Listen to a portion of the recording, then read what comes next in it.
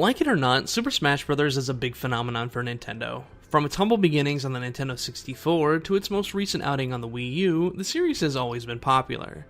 In fact, Super Smash Bros. Melee on the GameCube is still a game played competitively even today, having been on the roster for EVO, one of the year's biggest multi-game fighting game tournaments, since 2013. With the recent announcement for a Switch version of Smash, and Nintendo teasing big Smash reveals at the upcoming E3, speculation has begun once again. It's rare to find a fan of the series that doesn't have an opinion on who they want to see as playable fighters, and I've been a part of that speculation since before Brawl on the Wii. So because I'm totally uncreative and all the cool kids are doing it, I thought I'd make a list of fighters I'd like to see. But we're gonna go 2 steps further. Grab those joysticks and pick your favorite fighter. We're looking at the 555. 5 fighters I want to see, 5 fighters I expect to see, and 5 popular suggestions that won't see the light of day. And we're going to start with the ones I want to see, because I'm a closet narcissist.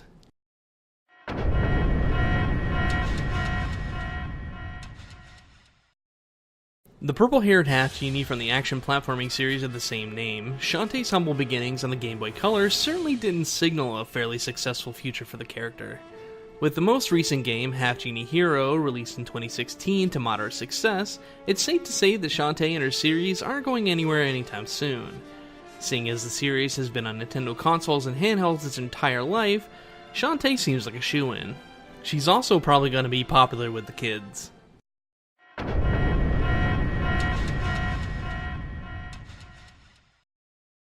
It's the living doll himself for one of my favorite RPGs of all time, Super Mario RPG Legend of the Seven Stars. I've been advocating for Geno since my Melee days, but any Smash fan is likely aware that Geno belongs to Square Enix, and their infamous iron grip on their intellectual property, no matter how obscure or untouched. However, with the recent release of Noctis in Tekken 7, Cloud's appearance in the Wii U Smash, and even Geno costumes for the Mii fighters in the same game, I've mentioned before that I think this symbolizes a shift in philosophy when it comes to allowing other companies to utilize their intellectual property. Smash may be due to see Geno in the roster this time around.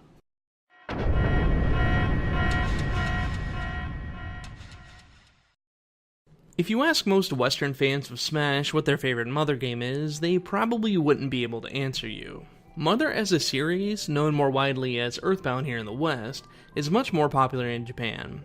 Just for the fact that it took them decades to give us the NES version, released to the West as Earthbound Beginnings back in June 2015, should give away just how obscure the series is here.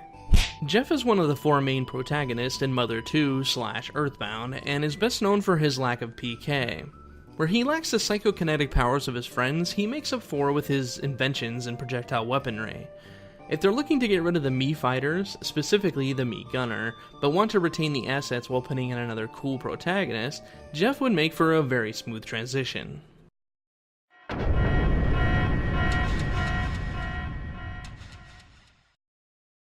Veteran Smash fans are well aware that Kirby and his characters are the brainchildren of Masahiro Sakurai, the man behind Smash Bros., and it took 2 installments just to get more than Kirby on the roster. With King Dedede and Meta Knight likely permanent fixtures to future Smash installments, it's time to start thinking about a 4th. Marks is my suggestion for this series. First appearing in Kirby Superstar and also recently appearing in Kirby Star Allies, Marks is the antagonist of the Milky Way Wishes segment of Kirby Superstar, and also the final boss. His Kirby Star Allies appearance seems to remain faithful to his final boss form, just much smaller. Arrow projectiles, laser beams, black holes, flight. If they can make him into a viable, playable platforming character, Marks certainly has a chance to be a playable fighter in Smash.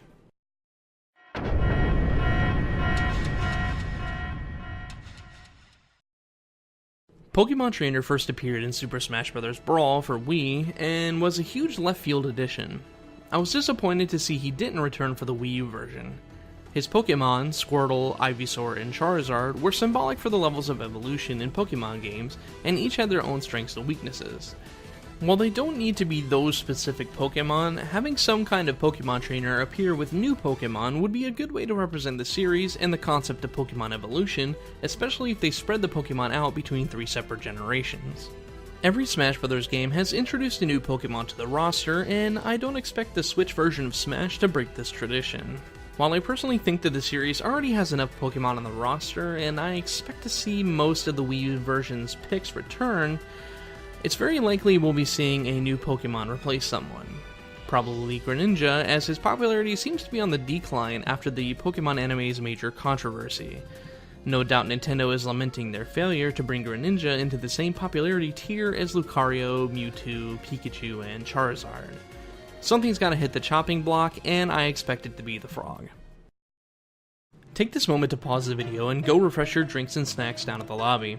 We'll be continuing momentarily with the next segment of the video, the 5 characters I expect to see.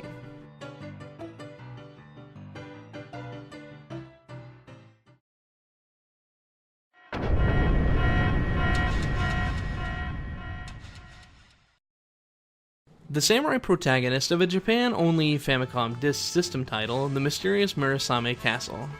Takamaru seems like a solid choice for a Smash Switch's next retro fighter. Like Pokemon before it, Smash seems to traditionally add a new retro character with each new iteration beyond Smash 64. Mr. Game & Watch in Melee, Robin Pit in Brawl, and Duck Hunt Dog in Smash Wii U. I don't expect the tradition to be broken this time around either.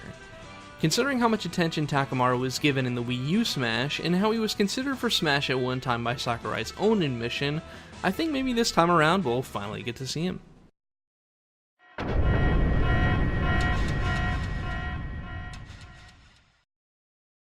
Another tradition of Smash is to have Link take on his looks from the most recent Zelda game.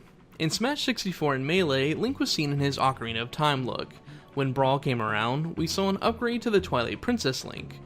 The only chink in this hypothesis is that the Wii U version also featured Twilight Princess Link, which was a bit of a head scratcher for me since Twilight Princess HD wouldn't release for another couple years at least, and Skyward Sword released in 2011. It's possible we can just chalk this up to laziness. This time around, in the Switch version of Smash, it's clear that Link will take on his most recent aesthetics from Breath of the Wild, obvious from his silhouette in the Inklings trailer. With the shift to focus on Breath of the Wild, it's possible we'll get to see Zelda get these new aesthetics, though please, no pregnancy dress. It's also possible that they'll make up new concept art for a Breath of the Wild Sheik, exactly as they did for the Twilight Princess Sheik. With strong evidence building up to a greater focus on Breath of the Wild, it's possible we'll get a new Zelda protagonist. My suggestion is Revali. While Daruk, Mipha, and Urbosa would also be good picks, Revali seems like he'd be the best.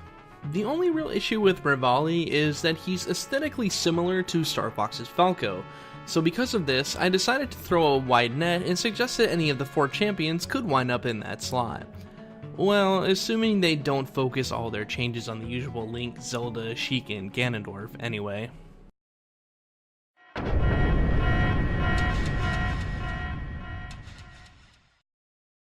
There are plenty of characters that have appeared in Smash Bros. That mysteriously disappeared, and one of those is the Ice Climbers.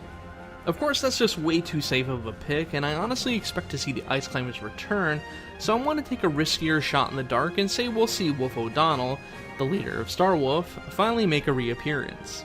A lot of people considered Wolf to be just another clone in Brawl, where he made his first and so far only appearance, and I totally get where they're coming from.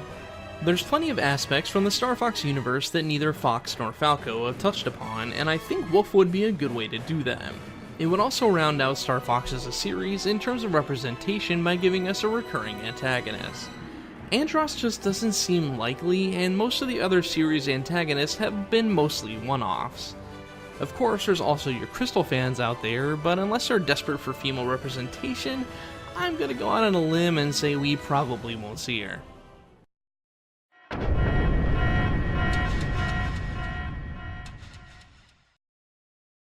I mentioned earlier in the video that I'd like to see Pokemon Trainer return with a new set of Pokemon, but I've always felt that it was unlikely, considering they completely detached Charizard from Pokemon Trainer and made him go solo in the Wii U version.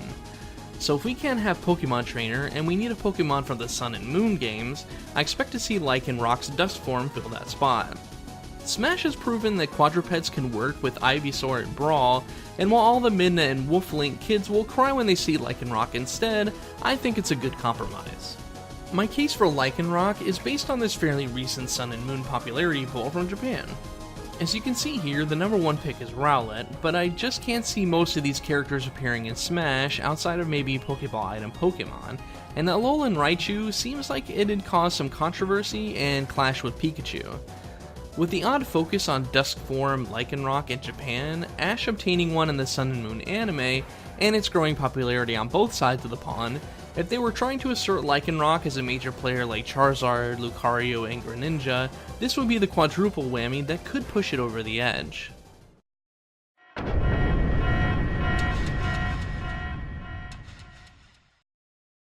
Personally, I'm not a huge fan of Rayman, and even less of a fan of the Rabbids, so I have no horse in this race, but I think the timing works too well, and it's probably inevitable. This is even in spite of the Rayman Legends delay that helped cripple the Wii U at launch, where the higher-ups in Ubisoft had no confidence in the Wii U's ability to sell, and so left Nintendo minus a huge launch title. It seems that both companies moved past that whole business, with the recent launch and success with the very XCOM-like Mario plus Rabbids Kingdom Battle on the Switch. I'm not entirely certain that we're going to see Rayman, but considering Rayman is one of Ubisoft's most prominent and well-known characters among all demographics, it made sense that they'd volunteer Rayman for it. He even got a unique trophy in Smash Wii U with a model direct from Ubisoft, which led to a ton of fan speculation that he might show up in that game as DLC. So I'd say the likeliest choice would be one of the Rabbids from Kingdom Battle. There's a ton of potential for easy alternate costumes, and I could see the developers making a Rabbid that's an amalgamation of the in-game Rabbids. This video is getting pretty long. Feel free to pause here and take a piss break. You've earned it. When you're ready, unpause the video and we'll move on to the final segment. 5 popular suggestions that won't see the light of day.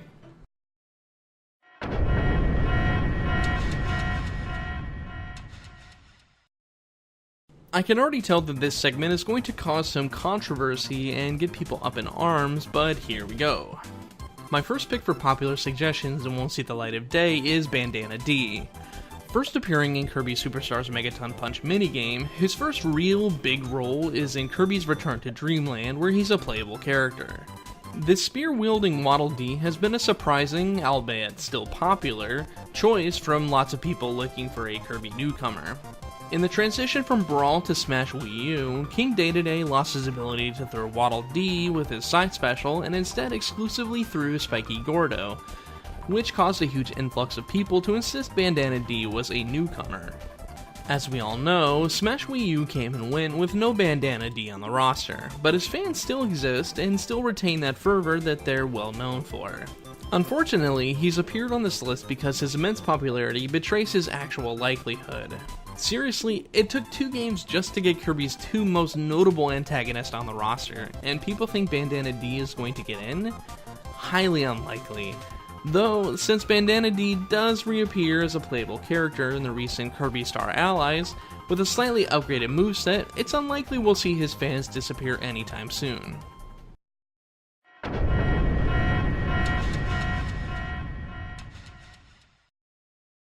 Let's nip this in the bud right now. Ridley, one of Metroid's biggest and most recurring antagonists, will never be in Smash.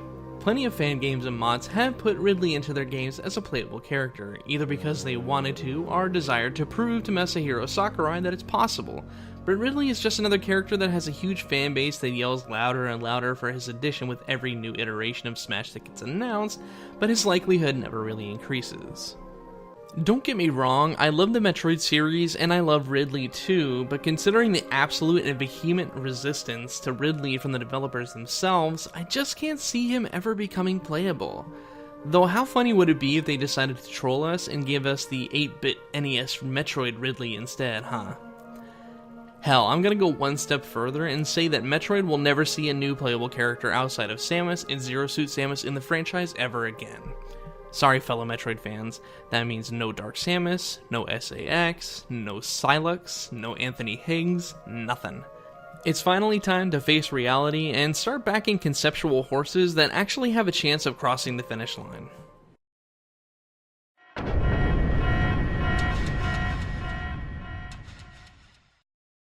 The protagonist of one of the most popular collectathon games of all time, Banjo and Kazooie have been on fan suggestion lists since after Smash 64 released. Consider that Banjo never appeared in Melee even at the height of his popularity. Banjo Tooie released in 2000, Melee released in 2001, and Microsoft didn't acquire Rare until 2002. The only real sign of life this character has at the moment is a recent tweet by Phil Spencer, head of the Xbox brand and executive president of gaming at Microsoft. When asked if he'd still allow Banjo in Smash, he simply responds with, yes. Such an unenthusiastic response doesn't instill much confidence in me, and there's no evidence suggesting anything related to Smash otherwise, so here Banjo-Kazooie remains. And before you ask, any other major collectathon protagonists like Yooka-Laylee and Hat Kid from A Hat in Time have even less chance than Banjo. Sorry to keep dropping these truth bombs on you guys.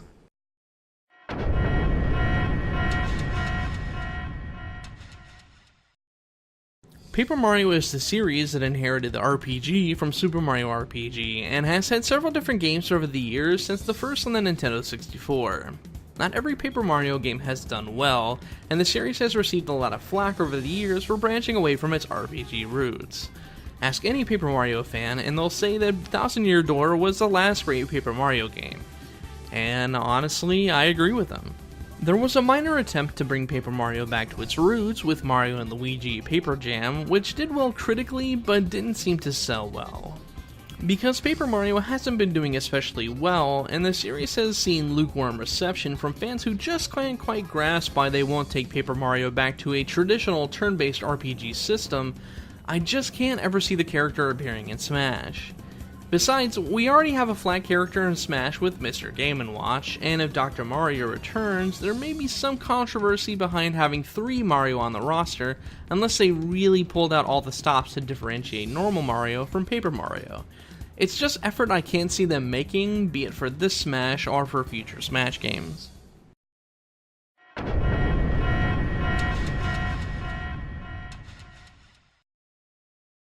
We briefly mentioned Midna and Wolflink earlier in the video, but in the pantheon of potential Zelda newcomers, Skull Kid has to be at the top. I've seen numerous suggestions for variations of Skull Kid, but if you're gonna do Skull Kid, why would you not do the one from Majora's Mask? Majora's Mask has always been the black sheep of the Zelda series, and I'm sure I've made it known that it's far from my favorite Zelda. There's probably a lot of people already riled up at this point, so making my opinions known of Majora's Mask as a game will probably summon people outside my house with pitchforks and torches, so we'll save that for another video. To say the least, Skull Kid is a one-off antagonist whose only reappearance outside of his origin game is as DLC in Hyrule Warriors. That's right, one of Zelda's quote-unquote most popular antagonists didn't even make it into the game on launch day. You could probably make an argument that the Creepy Moon was more popular because even that made it into the game ages before Skull Kid did. Back in 2015, a 3DS version of the game was released, and it did fairly well in terms of reception, selling over 2 million copies, but that was quite a ways back, and it's unlikely Majora's Mask is in the public eye anymore. And, as mentioned earlier in the video, Breath of the Wild is clearly the game's focus, so if Skull Kid didn't make it into Smash Wii U, the odds are only dropping with every passing year and iteration. It's worth noting that these selections are simply my personal opinion. We may agree, and odds are we're going to disagree on a lot of them. This is merely for fun, though also for posterity. When E3 rolls around, we'll probably be getting a handful of newcomer reveals, so I'm excited to see if I was right, or better yet, if I was wrong. I'm man enough to admit when I'm wrong, so I'm absolutely ready to eat crow if that turns out to be the case.